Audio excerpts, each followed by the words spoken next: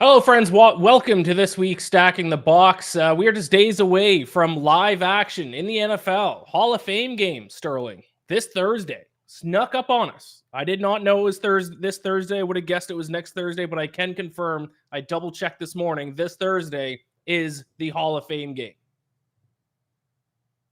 Yay. You're a Hall of Fame game hater. It's the only preseason game I can get up for. I watch one series each, and then I shut it off. And then I won't see football again until opening kickoff between the Chiefs and Ravens. But at least we see two teams in different uniforms tackle each other. Yeah.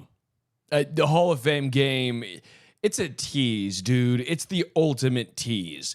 Because you're like, oh, great, now we're close. Oh, well, not really. We still have, I don't know, like a month and a half before the regular season actually starts.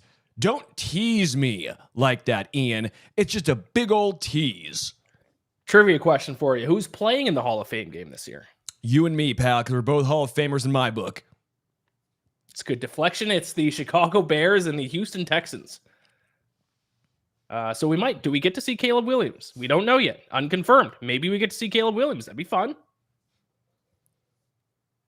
You're not excited for it. I'm not excited. I'm sorry. I can't lie. There's certain situations where I'm like, I know I'm not going to be excited about something, but I will try my best to get up for it. Hall of Fame game, I can't lie. It does nothing for me. I don't want to be a poser. Like, I know a lot of people are excited about it, and I'm not trying to yuck your yum, but I'm an honest man here, Ian. As an honest man, I say it how I feel. Doesn't do anything for me. Well, I appreciate your honesty. What up, Philip, in the chat? We're going to talk about Tua Tagovailoa on the show today, his new contract. We're also going to check in on a couple of training camps, specifically check in on the Chiefs training camp. Of course, we're going to talk about what team is the most fraudulent in the NFL with the Hall of Fame game, thus preseason starting this week. It's time to point out who we think are the most fraudulent teams in the NFL this season. And then last year, if you listen and watch, we did an MVP draft. This week we're doing an offensive rookie of the year draft. And I see here in the show notes, Sterling is already typed in his number one pick. So we'll finish the show on that. But first, before we talk about Tua, guess what, football fans? DraftKings offering a fantastic sign-up bonus for new users. New customers can place a $5 bet on any sport, instantly claim $150 in bonus bets when you use the code STB. The best part is that you will receive your rewards even if your first bet loses. Using our code STB not only gets you these bonuses, but also directly supports our podcast. If you've been considering signing up for DraftKings, make sure to use the code STB to maximize your first bets. This offer is only available to new customers who are 21 plus and physically present in legal gambling states. Please remember to always gamble responsibly. Check the episode description for the full terms of the offer to see if you qualify. Now is the time to sign up for an account at DraftKings Sportsbook. I finished writing an article today that will be released on this Sunday, and the article is my favorite futures bet for all 32 teams. It's like a 5,000-word article. I went through all 32 teams and gave you my best futures bet. So if you want to tail any of those, sign up for DraftKings now. Use the code STB to get some bonus bets and await Sunday when that article will be released. Because on Sunday, we are officially 32 days from opening kickoff. So 32 days out, 32 bets, 32 teams this Sunday. Keep an eye out for that. I'm excited for it, man. I'm going to read it. I like your articles because you're actually good and you know what you're talking about, even though I beat you in betting and stuff last year. That's okay. We don't need to talk about that. But typically, you're really good. And so if you want to bet, make sure you use Ian's knowledge because you're getting a little inside edge when you use Ian's knowledge. And I tell you what, there are some bets I absolutely love. I got some season-long player props in there. I got some bets to make the playoffs, some division winners. So check that out come Sunday. Jalen in the chat says, yeah, I was shocked too to find out the Hall of Fame game is Thursday and week one preseason start next week. It snuck up on us. I'm always surprised, I feel like, every year because it feels like training camps just started. Now at least the Texans and the Bears are getting ready to play in-game action. So, yeah, it does kind of sneak up on you a little bit. But it's here, baby. It's here. Philip says, I'm going to watch the Hall of Fame game just because there are so few sports going on. And I'm desperate. Well, the Olympics will still be going on. So, but I guess by the time the Hall of Fame game kicks off, I guess that day's Olympic action will be done. So yeah, I'm a big. I was watching the pommel horse today watching those dudes just spin around on that thing. I have no idea what's good, what's bad. All looks very impressive to me. They're all yoked out of their minds. They're just all like 5'5" and 99% muscle. The 1% is their organs. Watching gymnastics is so different. I love the Olympics because every 4 years / 2 years, I learn the sport and then I forget about it immediately afterwards. Also, I need to point out, I feel like the Olympics are getting a little out of hand. 3-on-3 basketball, seriously? Yeah. Come on. Don't get me wrong. I'm excited because Jimmer Fredette's in it. Team USA, baby. Let's go. But also, I'm sitting here like, it's literally just 3-on-3 rules, too. It's 21, 1s and 2s to 21, win by 2. I mean, why wouldn't the Americans just put the same team in for 3-on-3 that they have like for normal basketball? I don't know. No team does. Like, I don't believe Nikola Jokic is playing for Serbia. Not Serbia. Yeah, Serbia. Yeah, Serbia. I don't think Luka's playing for Slovenia. I don't know. I don't make the rules. I don't think the Greek Freak's playing for Greece. It's also such different rules too. Like, you want 3-point shooters exclusively, pretty much, because right. 1s and 2s worth twice as much. I don't know. And then the potential flag football coming potentially in 4 years. Yeah, which, come on, the United States, Lamar Jackson at quarterback. It's Lamar Jackson was made for flag football QB. Like, he is the prototype for that. Canada finally won their first gold medals today. We won a gold medal in judo in the women's 400-meter medley. Oh, you're first? Congrats, Canada. Gold medal. We're not a Summers game country. We dominate the winter games. We're not a Summers game country. But we did get 2 gold medals today, which is nice. All right, let's talk football. I think the biggest story from this past week is Tua Tagovailoa agreeing to a new contract with the Miami Dolphins, 4-year, $212.4 million contract, $167.1 million guaranteed, second largest 4-year deal in NFL history. I believe Jordan Love's contract, which was also this week, I think, might have been a little bit bigger. But I think this one sparked a little bit more controversy because there are some Tua haters out there, Sterling. So I want to get your thoughts. Was this deal worth it for the Dolphins? Is Tua overrated? Is he properly rated? What are your thoughts on this new contract for Tua? Yeah, I give this a hawk Tua because I don't think the Miami Dolphins shouldn't have done it. They should have stayed away from that thing. He's a fine quarterback. He's an above average quarterback. You're not winning when all your money is tied up in Tua Tagovailoa. And we're already seeing the repercussions. They knew they had to pay Tua, so what happened? Christian Wilkins is now gone. They couldn't keep Christian Wilkins. So you lose your best defensive player to make sure you pay Tua. Well, defense was already an issue last year for the Dolphins. What is it going to look like now? The issue wasn't necessarily the offense. It wasn't necessarily getting the ball into Tyreek or Jalen Waddle's hands. It was the defense and, to an extent, the offensive line. Well, how are you going to pay those guys when you're already paying Tua? You're going to have to pay Waddle if you want to keep him. And now you're paying Tyreek and Tua how many millions a year? 70 million between the two guys? Like, you got a full team here. I don't understand Miami's game plan. I get you're stuck between a rock and a hard place, right?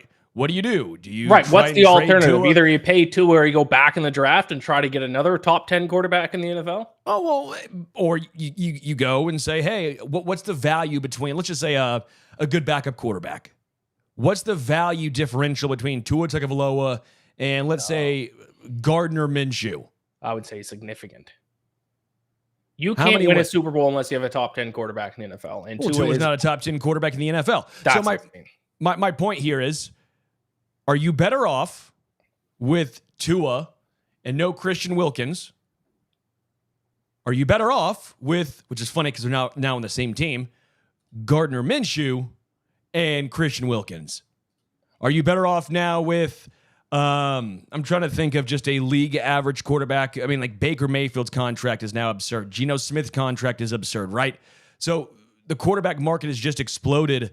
What I found interesting, I think it was, I was talking with Matt Ryan actually Iain, your Falcon guy, baby. I was talking to Matt Ryan, I believe it was with him, and we talked about with the way the quarterback contracts are going, because Trevor Lawrence was there, and we were talking about his contract. There almost needs to be a salary cap or a special quarterback equation when it comes to the salary cap. Because eventually, this is what you're going to have. You're having 30% of your salary cap, 25% tied up in Tua Tagovailoa, in Trevor Lawrence. You're having 15% of your cap space tied up in Geno Smith or Baker Mayfield. Well, what's that do for the rest of the team? Well, now how hard is it to create a team, not just for the organization and the GMs and all that stuff, right? But what about the actual other players, the linebackers, the safeties? Because now their jobs, it's all a ripple effect, right? So now those jobs, you're forced to pay the Tua Tagovailoa, which means you have to take money from somewhere. Well, you're taking it from the 52 other players. That's basically how it breaks down. Even if you raise the salary cap, where's that money go? It's not going to the other 52. It's all going to the quarterback. Right. And so that's Matt Ryan, and we were having this conversation of maybe there should be a little bit of a either a salary cap or a special equation when it comes to paying quarterbacks their second and third contracts. Because right now, the way it's currently heading, it's just unsustainable, not just for the team, but for the 52 other players who don't play quarterback. Right. I mean, we could take this argument down the road of Tua's absolutely a top 10 quarterback, but I feel like we've had that argument plenty of times in the past. But what I will say, to your point, I mean, look at the two most successful teams the past 25 years, the Patriots and the Chiefs, two teams whose quarterbacks have either taken a pay cut or at least structured their contract in a way where you can still pay a lot of other guys on the team. We saw that with Tom Brady. Tom Brady was never a top paid quarterback when he was in the NFL, despite being, winning a million Super Bowls. Patrick Mahomes is not a top paid quarterback right now. They've structured his contract in some kind of way where they can pay some other players. So, but they still had to lose Tyreek Hill. Like sure. that's still a quarterback on a non-rookie contract, and that's what it comes down to. Right. Yeah, because you are never going to be able to keep everyone. If you have a team that has star players at every single position, as long as the salary cap's in place, you're not going to be able to keep everyone. But at least having a quarterback paid a certain amount where you can at least get some other guys, then you're going to be set up to succeed. I mean, we saw it with the Patriots for 20 years. What do you make of Daniel? Daniel's question in the chat says, why is all the questions on Tua's contract, but none on the Love contract? Now, I have a lot of questions about Love's contract, too. I'm always skeptical of a guy having a great first year as a starter, right? Obviously, that was his fourth year, whatever it was. But I always have questions about that. As high as I am on C.J. Stroud, I still have questions. Jalen Hurts had a great first year starting for a full season. First year starting as a full year guy. He took a step back. Like, I think there's always questions to be had. I think it's a very, very risky proposition. I think if you are the Packers, you're basing that all on the 1 year and the upside in the youth, and you're hoping that that's the floor, right? That last year was the floor. I think Jordan Love, I don't know your question here, your thoughts on this, Iain. I know you're a big Tua guy. I feel like Jordan Love maybe showed more ability or higher ceiling, especially when it comes to creating plays outside of the pocket than Tua ever has. Tua is more of a game manager type, while Jordan Love might be more of the gunslinger archetype. Don't know your thoughts here, but that might be part of the mathematical money breakdown as well. Well, first of all, you can't call the passing yards leader a game manager. It helps when you're hitting slants to Jalen and Tyreek, but sure, go ahead. Well, I can bring up the air yards here in a second, but there is a big issue with how people evaluate teams and players based on recency bias. Because to be fair, what do you think of when you think of Tua Tagovailoa right now? You think of his playoff performance. What do you think of Jordan Love? You think of his playoff performance, with completely disregarding how good these guys played in last season as a whole. Jordan Love, yeah, sure, good first season. Really was a good second half of this season. Because the first half of the season, he did not play well. If I can bring up his stats from weeks 1 through 7 right now, 11 touchdowns, 8 interceptions, a 78.2 rating, only completed 57% of passes. He was downright bad in the first 7 weeks. And then slowly got better and then caught fire the last 5 or 6 weeks, including obviously had a very good game against the Cowboys in the playoffs. Tua, if you want to include his full season, like I said earlier, led the NFL in passing, completed almost 70% of passes. But people don't want to hear that because what they think in their mind is that cold playoff game in Kansas City when admittedly he looked terrible. But we can't just base these guys off a sample size of a couple of games. Fact of the matter is, every single metric you want to look at, Tua was a top 5, top 10 quarterback, led the NFL in passing yards. So I think it's a little early, or at least I'm not even disagreeing with the contract they gave Jordan Love, but it is very interesting the fact that Daniel brought up. All the questions are about Tua's contract. Literally nobody is questioning Jordan Love's contract. He had one half of one good football season, and no one's even raising the question. My point is I've questioned every single one. Trevor Lawrence, I questioned that one from the beginning, right? I questioned Trevor Lawrence. I've questioned Love's. To an extent, I've questioned Jared Goff's massive deal. It's just the way the quarterback market has progressed. It's the way it's gone. That's why I think that it's becoming silly, right? It's becoming unreasonable. It's becoming Again, I think it's unfair for the other dudes who are not the starting quarterback on the team. I don't think you're getting paid. Daniel Jones, for example, is a perfect example of this. Now, what other team was giving Daniel Jones that money? I don't think any. It's why the Giants just continue to be the Giants, right? But it also goes to the Baker Mayfields and Geno Smiths of the world. I mean, Baker's getting, $33 mil per year? Geno was 35, whatever it was, mil per year. It's silly. It's so hard to get not even an elite quarterback. It's so hard to get a good quarterback, though, that these teams are scared. Look at the Bears. The Bears haven't had a good quarterback their entire history as a franchise. So if you let a guy like Tua go because you don't want to, pay him what the market says that he's worth, you could be the Bears and then not find a competent quarterback for the next 60 years. That's possible. 100% the Bears have been around forever. They've never had a quarterback throw for 4,000 yards. Or is it 4,000? 4,000 right? yards. Yeah. That's insane. Yeah. So when you have a guy like Tua, who last year threw for 4,624 yards, 272 yards a game, quarterback rating of 101.1, what do you say? No, you're not quite worth what the market says you are, so we're going to let you walk, and hopefully we find someone on a rookie deal who will be better than you. That's a big gamble. Well, it's because, again, the middle, I mean, what's Gardner making? My affinity for Gardner Minshew as a backup quarterback, but even his money is silly, right? At that point, you might as well almost pay for Tua Tagovailoa. Again, my thoughts on this. We don't need to keep beating a dead horse here. I just don't think Tua's worth it. I don't think Trevor Lawrence is worth it. I don't think Jordan Love has shown enough. I don't think he's worth it. Daniel Jones, for sure, not worth it. I think there's literally 3 elite quarterbacks in the NFL. Mahomes, I'll say 4. Mahomes, Burrow, Allen, Lamar Jackson. Oh. What'd you say? Kirk Cousins. Yeah, Kirk Cousins. and to me, there's not many elevators in the NFL. And I don't think Tua Tagovailoa is an elevator. Just to point out, Gardner Minshew signed a 2-year contract for $25 million. And it's not even guaranteed if he's going to start. Not bad. So would you rather save that $30 million and keep Christian Wilkins? It literally is a Christian Wilkins in Gardner versus Tua. Right. Yeah, I don't know. I don't know what the solution is to the quarterback market, but it's insane. It's gotten a little bit out of hand. Moving on, I do want to talk about the Chiefs. Let's start with this. I have made fun of Travis Kelce for sucker punching his teammates, and he has it took 2 days, and he's already started a fight in Chiefs training camp. Thoughts? There's been no actual fight in training camp, so no. They talked about it today. Spagnuolo talked about they love the fire, they love the passion of the entire team getting into it. Now that pads are starting to come on, they want it. They want the fire.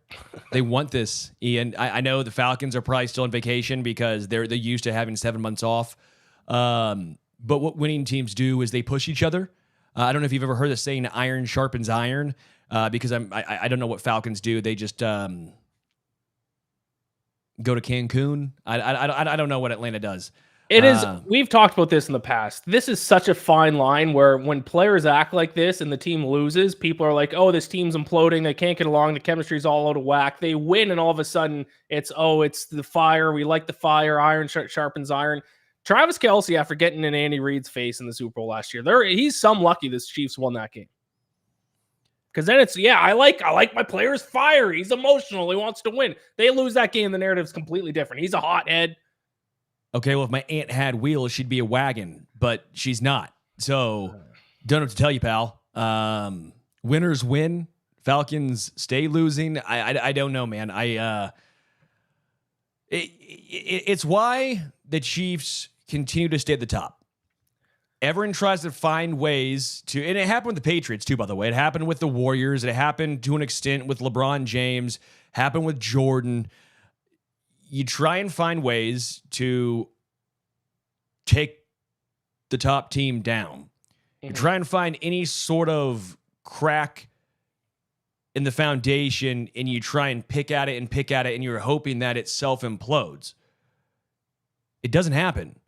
I mean, it didn't happen with the Patriots. It hasn't happened with the Chiefs. But people are still going to try and find ways to make a minor thing a major thing. I also find it fascinating when I like this, by the way. So Bengals fans, don't come at me. I enjoy this. Jamar Chase is acting like Patrick Mahomes is the boogeyman. He's acting like this is Hogwarts and he's Voldemort because he won't say his name. And I like that. It's funny. I like rivalries in sports. I love it. It makes it more enjoyable, right? For all the Chiefs fans who get up in arms about that, I think it's hilarious. I'm a fan. But I also find it interesting when Bengals fans, all they do is claim to the one victory in the playoffs they had over Kansas City. We got their number. Oh, we kicked their ass. Well, you mean how many rings? Right. You mean? No, I'm cutting this. I'm cutting this. No. Let me finish. You're telling me right now. Bengals fans care more about that one victory in the playoffs than they did about winning a Super Bowl. They do, or they wouldn't keep bringing it up. They bring it up as if the Chiefs aren't back-to-back Super Bowl champions and have won 3 of the past 5. How do we even get on the Chiefs' 2022 AFC Championship game? What are we talking about here? It goes to show that what you're doing is just like every other media member, every other fan who tries to poke their finger into the Kansas City Chiefs champion DNA, and they're trying to find something to take them down. You can't take them down. They are inevitable. The fact of the matter is Joe Burrow bleaching his hair doesn't mean a damn thing. Congratulations, Slim Shady. You're back. You're back to maybe hoping to finish a full season. You're 2 for 4, guy. Like, I like the rivalries, but it's the same thing when Antonio Pierce in March on a podcast says, we found the recipe for beating. You found the recipe? You're pumping your chests after getting 2 defensive touchdowns in a game on Christmas 4 months later after the Chiefs won a Super Bowl in your stadium before you ever played or won a playoff game. How sad is that? Isn't winning enough? Like, why do you have to like kick all these teams while they're down and like bring up games from 4 years ago and talk about a team that's going to win like 5 games this year in the Raiders? Can't you just be quietly confident? They talk smack. Smack gets thrown back. Quick quack, come on, baby. If the Falcons ever win a Super Bowl, I'm gonna show people how winners are supposed to act, and it's not like this. This is unbelievable. This is below the Chiefs. I am just proving a point.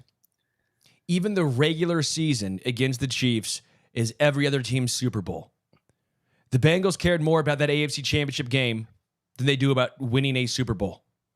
The Raiders apparently care more about that one game where they got 2 touchdowns defensively, returned for touchdowns, than they care about, I don't know, anything else, because Antonio Pierce is still talking about they got puppets pulled up now. Like, haven't you learned to not poke the bear? Like, that's what's so frustrating is you think that teams would just sit back and go, you know what? No, we respect him. I actually have no idea. I have no problem with what Jamar Chase said. I thought it was fun.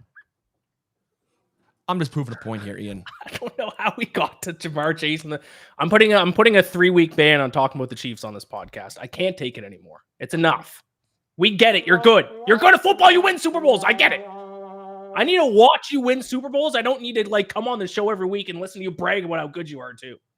Just take the Super Bowls and be quiet. We're talking about different teams. For the next 3 weeks, we're talking about anyone but the Chiefs. I'm just done with them.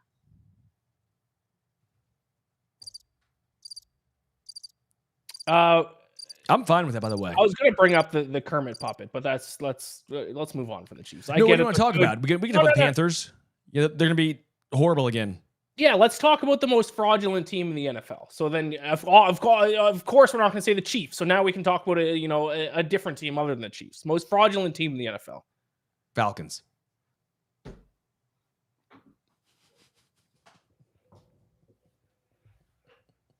Perfect. I'm kidding. I almost spit my coffee out. That was too easy. There's a couple. I think the Dolphins might be one. I know it's going to piss off some people who are Tua fans. I think the defense is not good. I think they're bad. I think their offense last year is slightly going to take a step back. I think the offense is great. Like, I'm not saying the offense is going to be even middle of the pack. I think it's still going to be a top 5 offense, but I don't think it's going to be quite as good as it was last year. I think teams may have tried to figure out the game plan with the Dolphins. I also think that as much as they run the football, it's all speed oriented. You look at teams and what they're going to do around the NFL.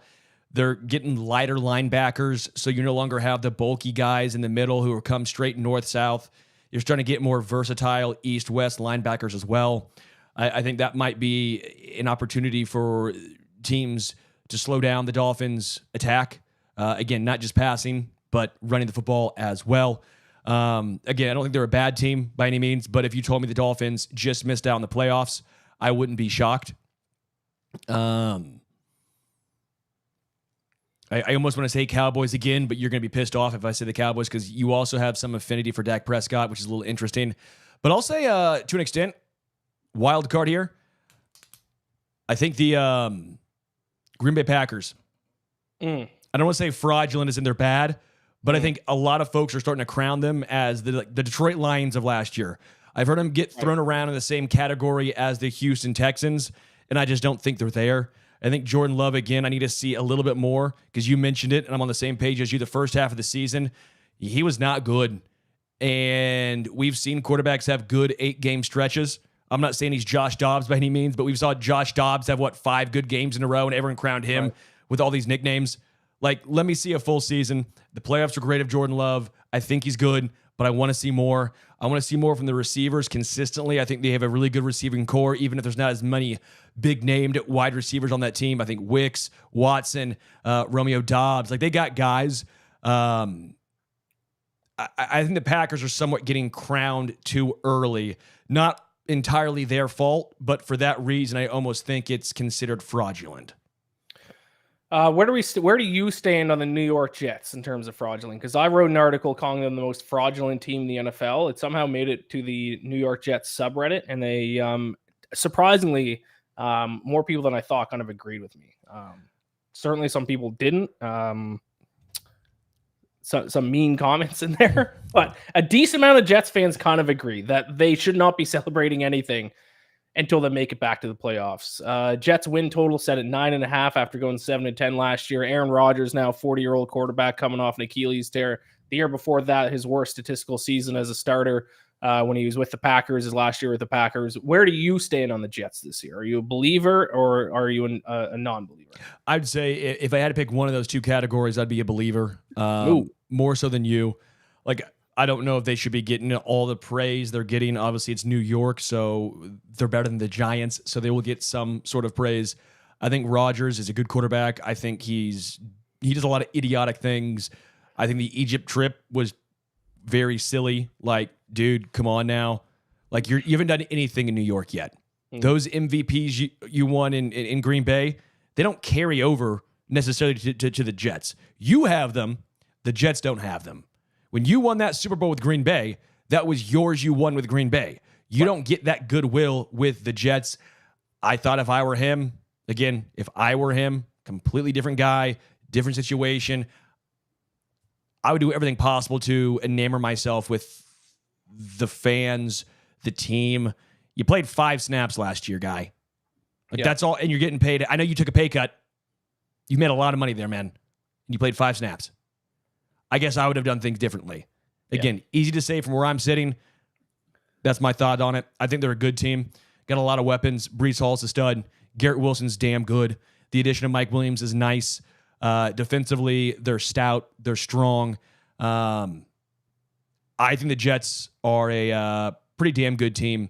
They'll probably win 10 games. Probably go 10-7. That's where I'm going. Rick says, very interesting, my man. My friend coming from Chicago, not a Jet fan, no offense, but I think the New York Jets are better than the Giants. Well, I think we can all agree on that. I don't know if you misunderstood what I was saying. Yeah, I think the Giants are horrible. I think the Jets are much better than the Giants. I think the Giants are one of the worst teams in football. I think the Jets go 9-8 this year. Winning record barely. Is that enough for a wild card spot? Probably not. And I don't think Aaron Rodgers is going to stay healthy all year. 40 years old, coming off Achilles tear. It's a big ask. Rick also says the Chargers are going to be very good. I could probably be wrong, but I want to watch the Jets and the Chargers in the regular season, maybe in the playoffs. Yeah, I think Chargers will be decent. They'll be in the hunt. Let's move. I think they win 7 games. I think the Chargers are very bad this year. I think next year they'll be fine. I really don't think the Chargers do anything this year. I think they're doing the right thing. I think they're building the right way. I like Jim Harbaugh as a head coach a lot. I like Justin Herbert a ton as a quarterback. They got no weapons. Quentin Johnson's not a wide receiver 1 by any means, let alone a wide receiver 3. I like Ladd McConkey, but he's a rookie. Josh Palmer's a wide receiver 3. Defensively, they're aging. They're old. I think they're a 7-win team. They could be somewhat pesky because Herbert's a very good quarterback and Jim Harbaugh is a very good head coach, but that's the only reason. They'll be good in 2 years, but I think this year's a rebuilding year for sure for the Chargers. And you did point out about the Falcons. I think the Falcons do make the playoffs. I think they win the atrocious NFC South. I know Ian's going to be thrilled to hear this. I wouldn't be surprised if Atlanta won a playoff game. Rick, the only question about the Atlanta Falcons is not whether or not they're going to be in the playoffs. It's going to be which team is going to win their wild card game to then get the chance to travel to Atlanta in the second round after they get a nice little bye week for holding the number 1 seed in the NFC. That's the only question, Rick. I'm already looking forward to the divisional round of the NFC playoffs. Pencil us in. Yeah, I noticed you said pencil. All right, let's get to the Offensive Rookie of the Year draft. We did this last week with the MVP. We just go back and forth drafting based on the betting odds who we think are good bets to win Offensive Rookie of the Year. And then we'll take a look back at the end of the season and see which person drafted the most winners for all the awards. We did MVP last year. Your team for MVP was Patrick Mahomes, Lamar Jackson, CJ Stroud, Christian McCaffrey, Matt Stafford. My team was Josh Allen, Jalen Hurts, Joe Burrow, Brock Purdy, and the new contract man himself, Tua Tagovailoa. Let's move on to Offensive Rookie of the Year. Sterling, you went first. No. Yeah, you go first this time. I thought you were going to read my name. I was like, don't read the. I put it in the show sheet. Don't read mine because I'll let you go first this time.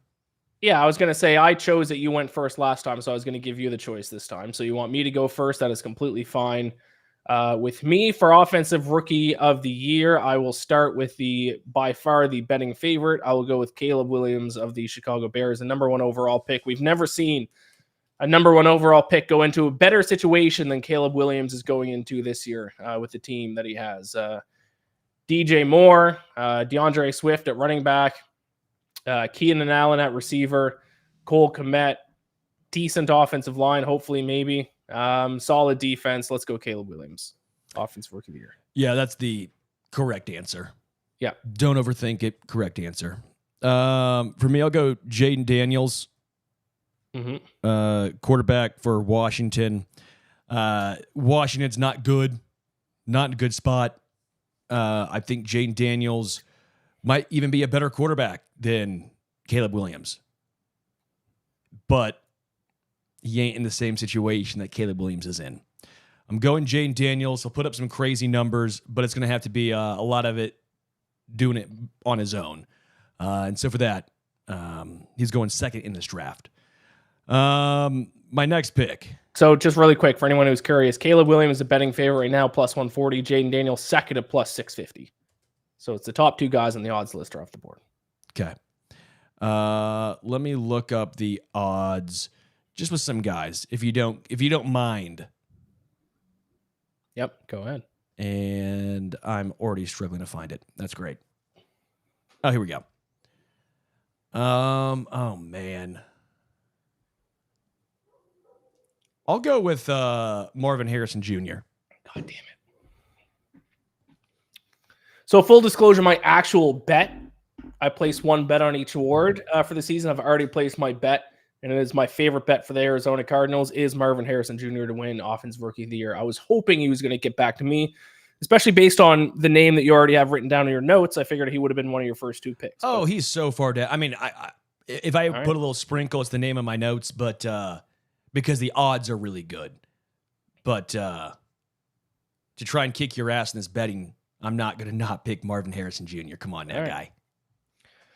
By far going to be the number one option with Arizona. He was unbelievable with Ohio State the past 2 years. Obviously, of all the he has the best mix of all the rookie quarterbacks of both going to be the number one target and also has a pretty solid quarterback there in Kyler Murray. You look at the other receivers on the list, it's either, they're going to be the number one target, but their quarterback stinks, or their quarterback's great, but they're not going to be the number one target. So, Marvin Harrison makes a ton of sense. And also, if you look back, I mean, obviously the MVP has turned into a best quarterback award. Offensive Rookie of the Year, not the case.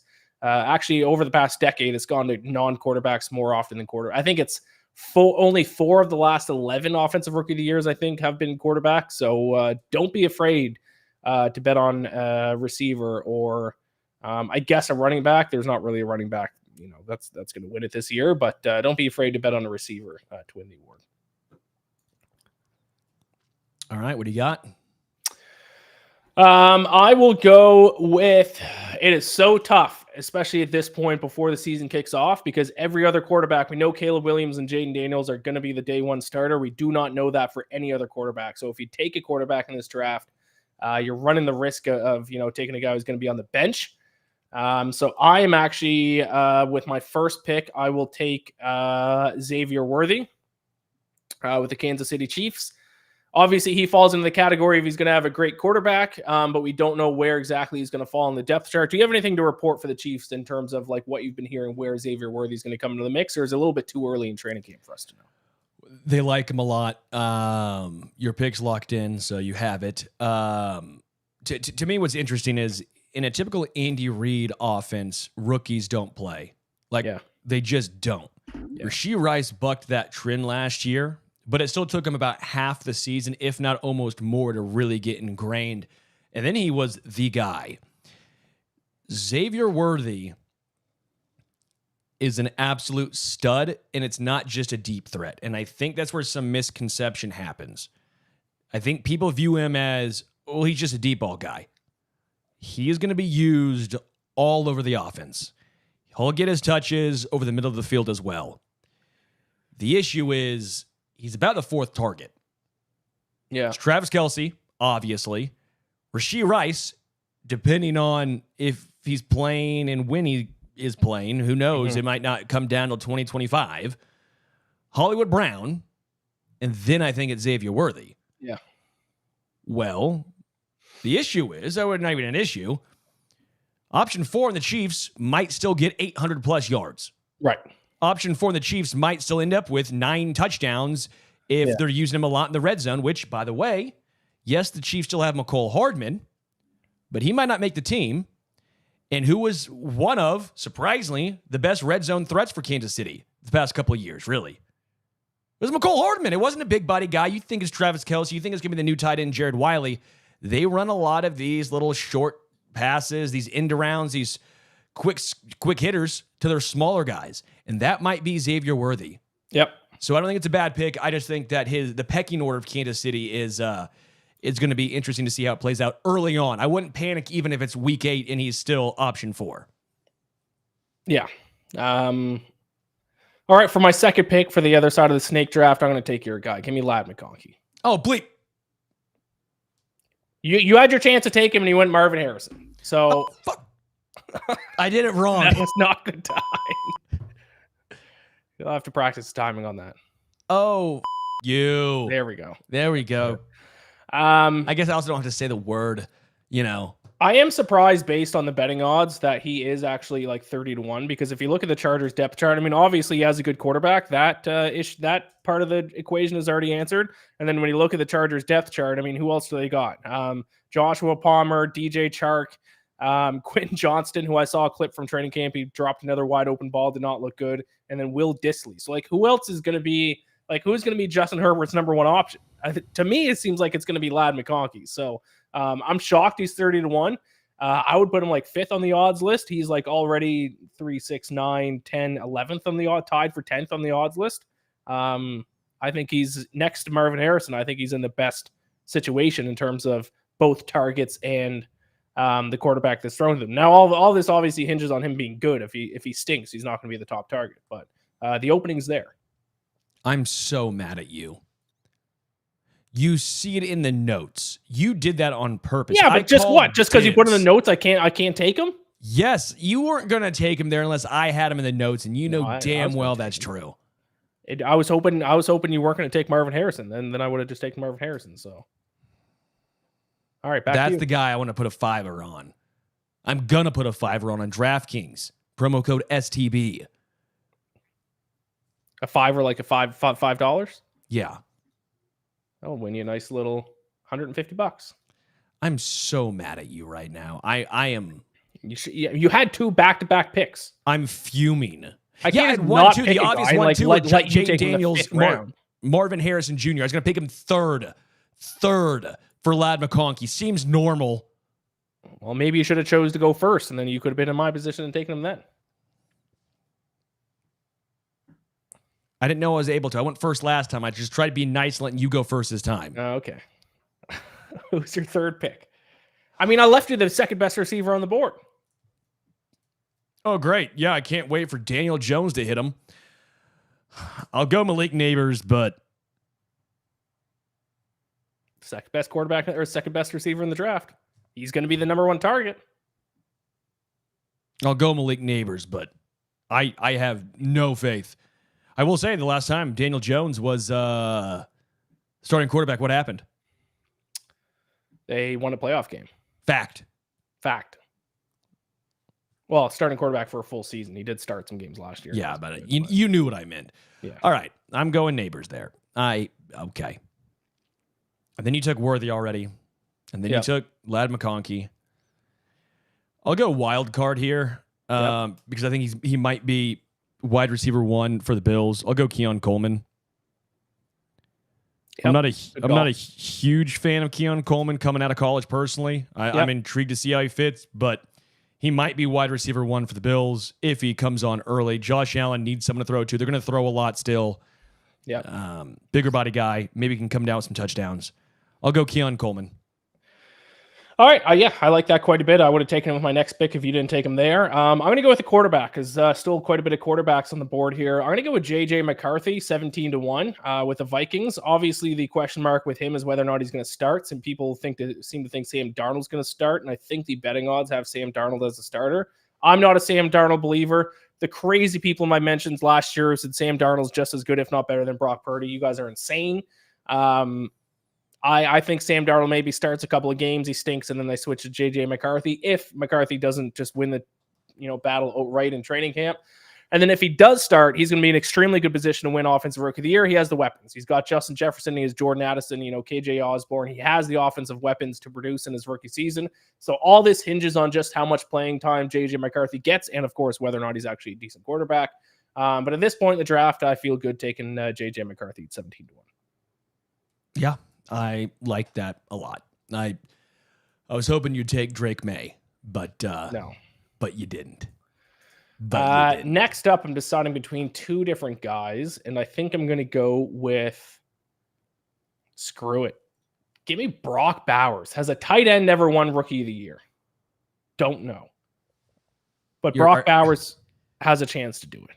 Are you saying that the tight end position is due? They might be due. I'm saying that's the argument that certainly works against me, is I don't think a tight end has ever won Rookie of the Year. But if Devontae Adams gets traded to the Jets, who a lot of people are saying that he's going to be gone by Halloween to the Jets to, rejoin with Aaron Rodgers, who else do they got to throw to in that offense? Jacoby Myers? Nope, not happening. He might be the only guy catching balls for the Las Vegas Raiders. And Brock Bowers, I know he went a little bit later in the draft, like he wasn't, a top, or what was he, 10 or 11? 11, 10, 12? Where the Raiders take him? Brock Bowers might be the best football player in that draft. It's just how valuable is a tight end. He was an absolute beast at Georgia. And now if he's the only option and you have, a guy who's capable of getting the ball in Gardner Minshew, I mean, he's 40-1, a bit of a long shot, but let's go Brock Bowers. Well, it's why I said I don't think the Raiders will be selling, and it's why I said the Raiders actually might sneak into the playoffs at 10-7, 9-8. Again, I'm higher on the Raiders than most. If they keep Devontae Adams, a tight end has never won Offensive Rookie of the Year, so first time for everything. Devontae Adams and Jacoby Myers are a really good 1-2 punch. I know you're kind of ripping on Jacoby. Jacoby's a really good wide receiver too. Brock Bowers and Mike Mayer last year, the first round. Was he first round or second round? Early round tight end. They're going to run a lot of 12 personnel. Now, if you run out Aiden O'Connell, good luck. You run out Gardner Minshew. I'm not saying you're making the playoffs, but I keep going back to what the Colts were last year. The Raiders, to me, are very similar to the Colts last year, and that's the same team, Gardner, and they just missed on the playoffs. I could see the Raiders being that team this year. That's why I have the over on their win total. That's why I don't think they're going to be sellers. I think they're going to surprise some people this year. Not be great by any means, but I think they're going to surprise some people who are really down and think that they are like a 5-win team. But part of that also, going to your point, is Brock Bowers. Yeah. So there you go. That rounds out my 5 picks. You got 1 pick left to win Offensive Rookie of the Year. Who you got? Yeah, I don't believe in Bo Nix, and he's got no weapons, so that's a non-starter for me. Wow. Drake May is probably the way I'm gonna go. Really, over Bo Nix? Surprising. He has even less weapons, doesn't he? At least Bo Nix would have Cortland Sutton.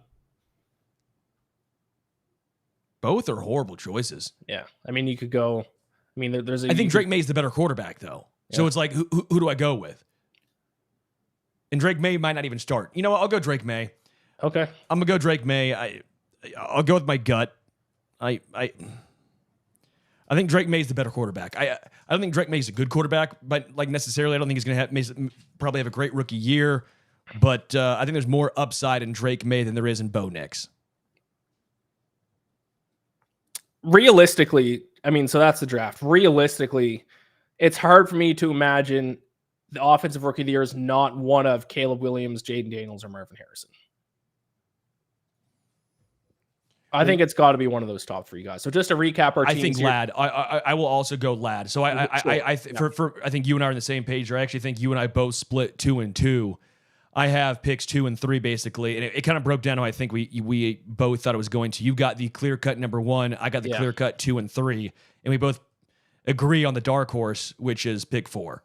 I think no matter who picked first or second, I think the top 4 off our board would have been the same. Correct. Yeah. So you got Jaden Daniels, Marvin Harrison, Malik Neighbors, Keon Coleman, Drake May, Caleb Williams, Xavier Worthy, Ladd McConkey, JJ McCarthy, and Brock Bowers. Notable names off the list: Bo Nix for the Broncos. Obviously, a question whether or not he'll start, but if he does, I mean, Broncos are kind of a dumpster fire. They do have Cortland Sutton, but and is Bo Nix actually good? Tough to say. Rome Odunze, but then again, I mean, if Rome Odunze is in the conversation, then Caleb Williams is like, unless Caleb Williams gets hurt, and then whoever steps in, throws the ball to Rome Odunze all day. I don't see a world where Odunze wins it, but Caleb Williams doesn't. So, or if Keenan Allen and then DJ Moore get injured, and all of a sudden it's only like there's no real path, in my opinion, for Rome Odunze to get that right. Brian Thomas, I was considering him receiver for the Jaguars. Christian Kirk's obviously going to be number 1. Thomas could slide in at number 2 between him and Gabe Davis, so that could be interesting in Jacksonville. Pretty much outside of that, I mean, you got Blake Corum, running back for the Rams, Ricky Purcell, for the 49ers. And I mean, Jalen Wright for the Dolphins, but I mean, there's so many weapons on that team. And then coming in at 75-1, Michael Penix Jr. Xavier Legette. If you think that, I mean, they still have Adam Thielen, right? And they have Jonathan Mingo. I mean, I like Xavier Legette. I feel bad for him. 100-1, Luke McCaffrey. Luke McCaffrey, Christian's brother, is rookie receiver for the Commanders. You sprinkle, but I guess Jaden Daniels would win it if Luke McCaffrey won it. You know what you could do? Get crazy. Where's Brendan Rice? 7th round receiver, Jerry Rice's son. Because if you and I are both agreeing that it's Ladd McConkey. Yeah. 150-1. Is that worth a sprinkle? I mean, that Chargers receiver room is 100% up for grabs. That's my point. Right. It's up for grabs. And if you wanted a sprinkle on a long shot, 7th rounder. I love it. Yeah. Puka Nacua, by the way. Right? Puka Nacua last year. Yeah. But CJ Stroud won, but Puka Nacua was fifth rounder? 9 out of 10 years, Puka Nacua would have won Offensive Rookie of the Year. CJ Stroud had one of the best rookie quarterback seasons of all time. Oh, it was incredible. I mean, that was just insane. Yeah. Puka Nacua had 1,486 yards. Yeah. Where was he drafted? Do you remember, Puka? 5th round. That's what I thought. I believe.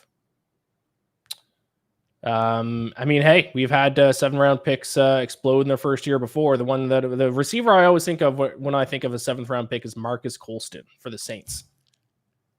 70 catches, 1,038 yards, 8 touchdowns in his rookie season as a 7th-round pick. Fact. Hey, Brandon Rice, 7th-round pick, 150-1. Where'd Marcus Colston finish in Rookie of the Year voting? I don't think he won it.